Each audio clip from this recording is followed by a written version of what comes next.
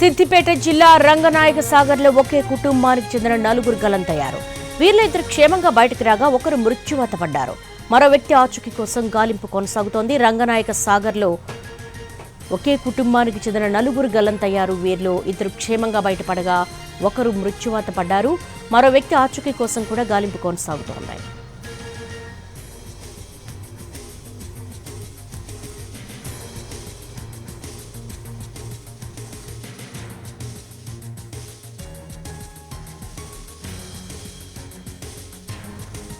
Ranganayaka Sagar reservoir వద్ద ఒకే కుటుంబానికి చెందిన నలుగురు గల్లంతైన ఉదంతం వెలుగు చూస్తోంది. వీరిలో ఇద్దరు క్షేమంగా బయటకు రాగా ఒకరు మృత్యువాత పడ్డారు. మరో వ్యక్తి ఆచూకీ కోసం గాలింపు కొనసాగుతోంది.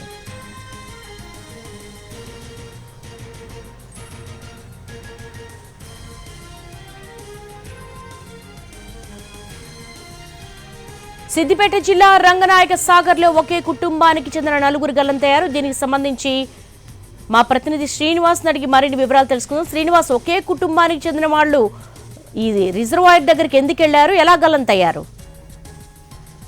సెలవులు కావడంతో వరంగల్ జిల్లాకు చెందినటువంటి రెండు కుటుంబాలు అంటే ఒక ఇన్నోవా కారులో 13 మంది పర్యాటకులు సిద్దిపేట జిల్లా రంగనాయక సాగర్ ప్రాజెక్టు వద్దకు రావడం జరిగింది. అయితే వారంతా కూడా ప్రాజెక్టులో దిగి ఈత కొడుతున్నటువంటి క్రమంలో ఒకే కుటుంబానికి చెందినటువంటి నలుగురు వ్యక్తులు అంటే తల్లిదండ్రులు, ఇద్దరు పిల్లలు అందులో గల్లంతయ్యారు. అయితే ప్రమాదవశాత్తు నలుగురు కూడా మొదట ఒక పాప 13 సంవత్సరాల పాప ఆ ప్రాజెక్ట్ లో మునిగిపోతుంటే మరొకరు కాపాడడానికి ఇలా ఒకరినొకరు కాపాడడానికి ప్రయత్నించి నలుగురు గల్లంతు కావడం జరిగింది. దీంట్లో అదృష్టవశాత్తు తల్లిదండ్రులు ప్రాణాలతో బయటపడగా మాత్రం ఇద్దరు పిల్లలు మాత్రం గల్లంతయ్యారు. అందులో ఒక బాలిక మృతదేహం మాత్రం దొరికింది. మరొకరి ఆచూకీ కోసం అయితే గాలిస్తున్నారు. వీరంతా కూడా వరంగల్ జిల్లాకు చెందినటువంటి వారు, కాజీపేట ప్రాంతానికి చెందినటువంటి వారిగా గుర్తించారు. వేసవి సెలవులు కావడంతో వారంతా కూడా సేద తీరడానికి ఒక టూరిస్ట్ స్పాట్ ను ఎంచుకున్నారు. అందులో రంగనాయక సాగర్ ని ఎంచుకుని రావడం జరిగింది.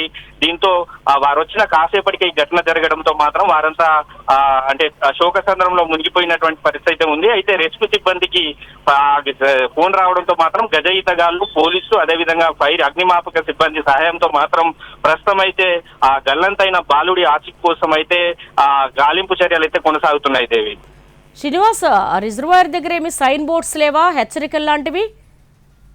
మనం గతంలో కూడా చూసాము. ఈ సిద్దిపేట జిల్లాలోనే ఉన్నటువంటి కొండపోచమ్మ సాగర్ ప్రాజెక్ట్ ఏదైతే ఉందో ఆ కొండపోచమ్మ సాగర్ ప్రాజెక్టు వద్ద కూడా హైదరాబాద్ నుంచి వచ్చినటువంటి యువకులు కూడా ఇలాగే గల్లంతై మృతి చెందడం జరిగింది. అక్కడ కూడా ఎటువంటి చర్యలు లేవు. ఇప్పుడు ఉన్నటువంటి రంగనాయక సాగర్ ప్రాజెక్ట్ ఏదైతే ఉందో రంగనాయక సాగర్ ప్రాజెక్టు వద్ద కూడా ఎటువంటి హెచ్చరిక బోర్డులు లేవు. అదే విధంగా అసలు రంగనాయక సాగర్ ప్రాజెక్టు కూడా ఎక్కువగా లోతుగా ఉంటుంది. అయినా కూడా అక్కడ ఎక్కడ కూడా ఇక్కడ లోతు ఉంటుంది, ఇక్కడ ఈతకు వెళ్ళరాదనే హెచ్చరిక బోర్డులు లేవు. కనీసం అక్కడ సెక్యూరిటీ కూడా లేనటువంటి పరిస్థితి. దీంతో చాలా మంది పర్యాటకులు కూడా లోపలికి దిగి మొదట లోతు తక్కువగా ఉండడంతో మాత్రం ఆ లోతును అంచనా వేయకుండా ఈ లోతే అన్ని చోట్ల ఉంటుందని చెప్పి ఇంకొద్దిగా లోపలికి వెళ్లడంతో మాత్రం అక్కడ ఒకేసారి పెద్దగా లోతు ఉండడంతో మాత్రం వారంతా ప్రమాదవశాత్తు ఈత రాక ఒకవేళ ఈత వచ్చినా కూడా అందులో మునిగి చనిపోతా ఉన్నారు. ఇటువంటి ఘటనలు తాజాగా 2-3 నెలల క్రితమే సిద్దిపేట జిల్లానే కొండపోచమ్మ సాగర్ లో జరిగింది. ఇప్పుడు రంగనాయక సాగర్ లో జరిగింది. ఘటన జరిగినప్పుడు తూతు మంత్రంగా చర్యలు తీసుకుంటున్నారు తప్ప ఎక్కడ కూడా